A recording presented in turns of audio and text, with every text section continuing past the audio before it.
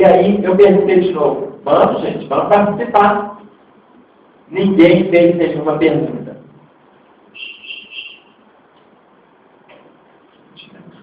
E aí, um garoto foi levantando a mão assim.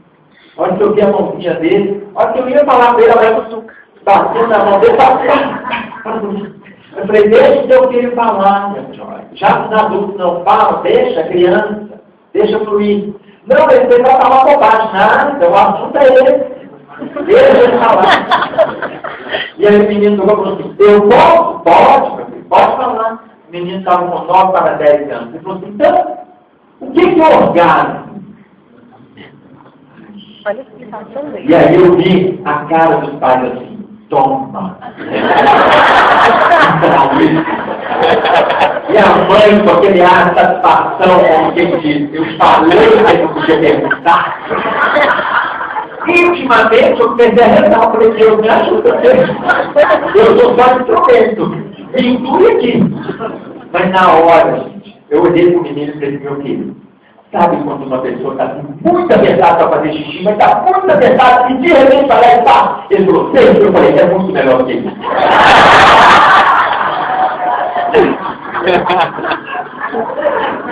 O menino olhou para mim.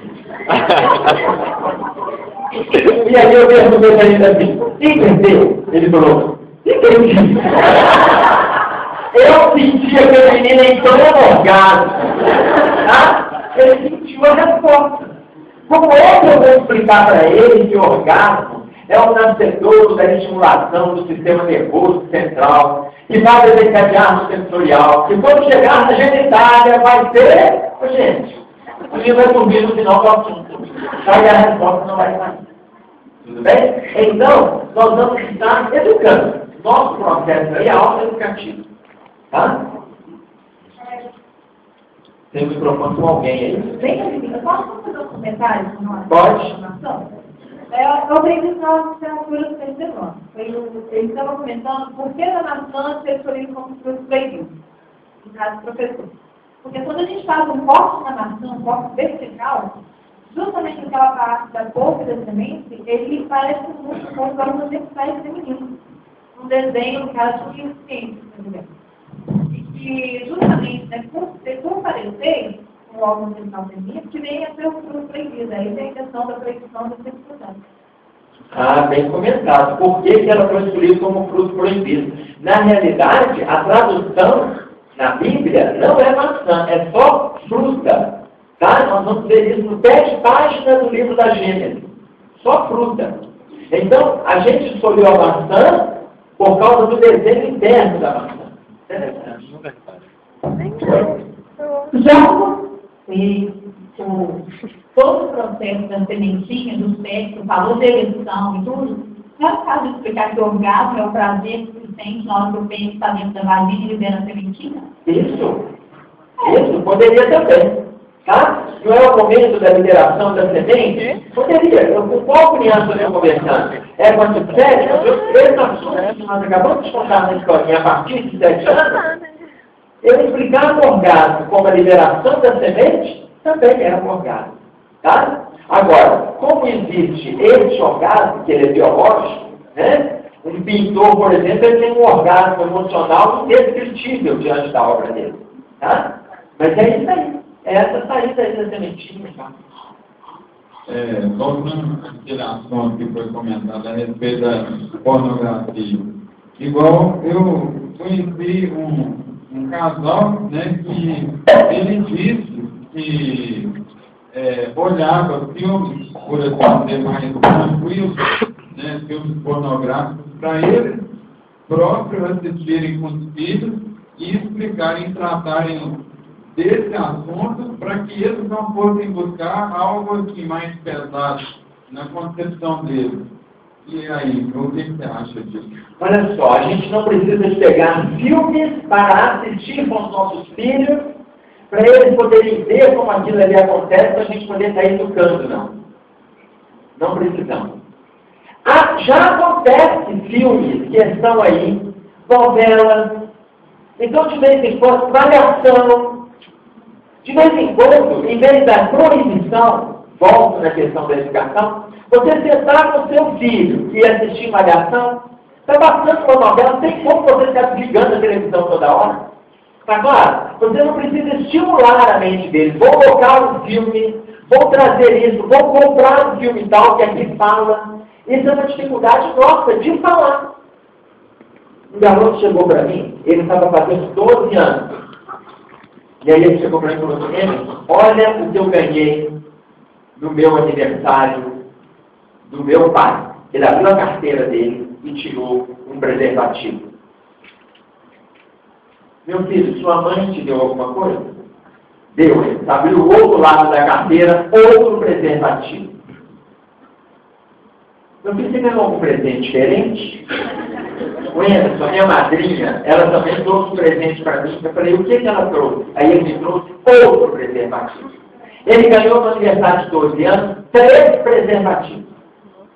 E aí ele trouxe para Emerson. Eu não sei assim, como é que eles sabem o tamanho do meu, do seu tênis, né, meu filho? Como é que eles sabem o tamanho para me dar o preservativo de presente? Meu filho, eles não sabem o tamanho, não. Mas o preservativo ele é um material elástico, ele vai se adaptar ao tamanho do tênis. Mas eu não sei nem como é que usa. Aí nós tivemos um papo sobre envolvimento sexual. Mas chamei os pais para conversar. E aí o pai entrou, o casal. O pai entrou para conversar comigo. Viu o presente que eu dei pro meu filho? Está virando homem? Isso. Eu falei, senta aí, meu filho. Senta aí. Por que o senhor deu o preservativo de presente pro seu filho? Emerson. 12 anos. Daqui a pouco ele está fazendo menino por aí. Eu não quero ser avô agora, não. Eu falei com ele assim, o senhor conversou com ele sobre o envolvimento sexual, sobre relação sexual, como se usa o preservativo, mostrou a colocação dele na cenoura ou na banana? Não. Mesmo, eu já dei o preservativo para estimular o diálogo. Eu falei, comigo, né? Estimulou comigo, porque ele me mostrou o presente, não sabia de nada, nós trocamos ideias. Ele hoje sabe. Mas quem tem interesse fácil são vocês. Nós estamos no papel de educadores, vocês de formadores. Então, vocês têm que ter esse bate-papo. Ótimo que ele teve liberdade de tocar nesse assunto comigo. Aí a mãe chegou e colocou para mim assim, mas você sabe, né, que o jovem é assim, ele começa a se envolver cedo e tal.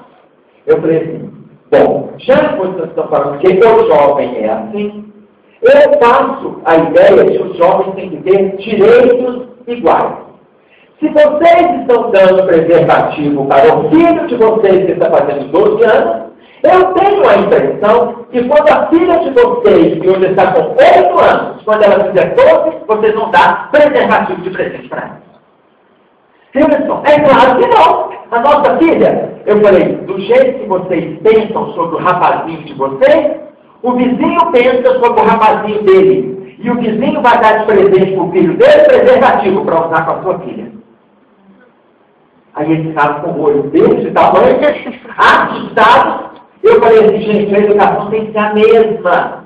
Os direitos são iguais, os deveres são iguais, as propostas são iguais. Quando crescem, inclusive adultos, capítulo 10 do livro Educadores do Coração, no capítulo 10, o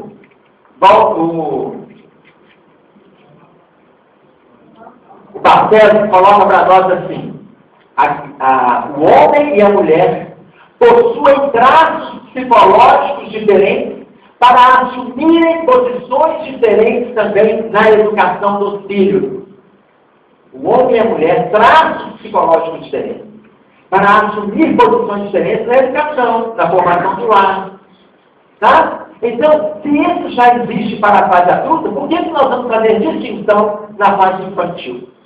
Existem funções diferentes, mas os direitos, os dois têm que conhecer. O menino ganha preservativo. A menina vai ser preservada a virgindade para o casamento. A gente vê que é questão cultural. A Georgia Churchill, fazendo referência à questão da sexualidade no livro Após a Tempestade, ela coloca que a questão da virgindade é do casal.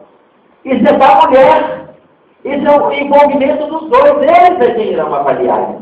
Está claro? Agora, estimular a criança com doce, com filme, com preservativo, com cenas de erotismo, nós não precisamos. Por quê? A nossa mente já é conturbada o suficiente, trazida de passado essas conturbações, que não precisa de ser mais alimentado. Nós temos que estar eliminando devagarinho, e no processo de eliminação, educação. Educação. Tudo bem? Podemos caminhar?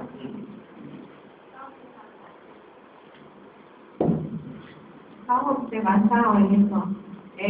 Eu percebo assim que a educação infantil hoje, a educação toda, ela está sendo banalizada. Os pais não têm noção da responsabilidade de estar formando um ser para a vida, né? Então, eu percebo que eu já presenciei muitas perguntas, perguntando um pouquinho na sociedade. A criança, quando pergunta sobre a sexualidade, muitas vezes os pais, como na formação, aquela resposta pronta, eles falam asneiras, às vezes coisas que a criança, só uma terapia depois vai resolver clarear aquilo. Então, assim, ao invés de... Às vezes as pessoas acham, é feio, eu não tenho uma resposta para o meu filho. Mas é muito mais saudável e você falar para a criança, não, agora eu não tenho uma resposta para te tratar, mas a mamãe vai ter pesquisar, depois eu vou falar, nós vamos sentar e vamos conversar. Né? Então, falta esse entendimento por parte dos pais, porque esse envolvimento também que está faltando. Então, quando você traz esse ponto de vista para nós, hoje não tem descobertos do nosso lado que a gente não sabe o que responder. O que nós temos de informações, de livros, de revistas, de orientações, de pessoas que conhecem mais do que a gente, hoje já fica grande, a informação está chegando para a gente, está jorrando. Então a gente falar que não sabe, que futuramente ele vai aprender, é fugir da situação. Agora, para a gente passar essa informação sem ser apenas como uma informação social, entra o nosso papel de pais. A instrução informa.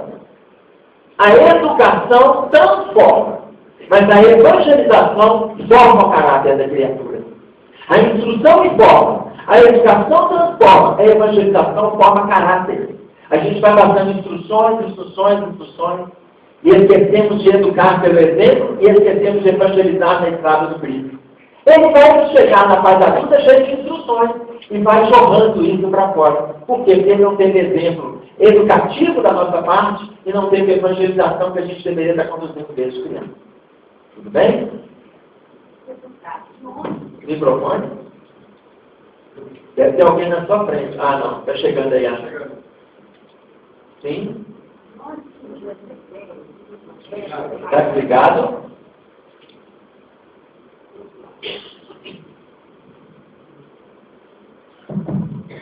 Sexo é uma coisa vergonhosa e feia. De onde surgiu o sexo? Te conto. Porque se Deus criou o sexo, eu não acho que seja uma coisa vergonhosa e feia. É verdade. Vergonhoso como ficou agora. De onde surgiu? Da igreja que ensinou para nós. Não estou querendo acabar com a igreja, não. Porque nós somos os sacerdotes lá atrás que fizemos tudo errado. Hoje a gente vem levando certo. Ensinaram para a gente, por exemplo, vou pegar um exemplo aqui no nosso salão, tá? Levanta a mão para mim quem foi batizado. Quem foi batizado? A maioria quase esmagadora, pode abaixar a mão. Tá? Por que a gente é batizado? Para ficar livre do pecado original. Qual é o pecado original? Adão e Eva se relacionaram sexualmente. Aí os meus pais repetiram. Eu sou fruto do pecado. Ô, gente, estou no inferno.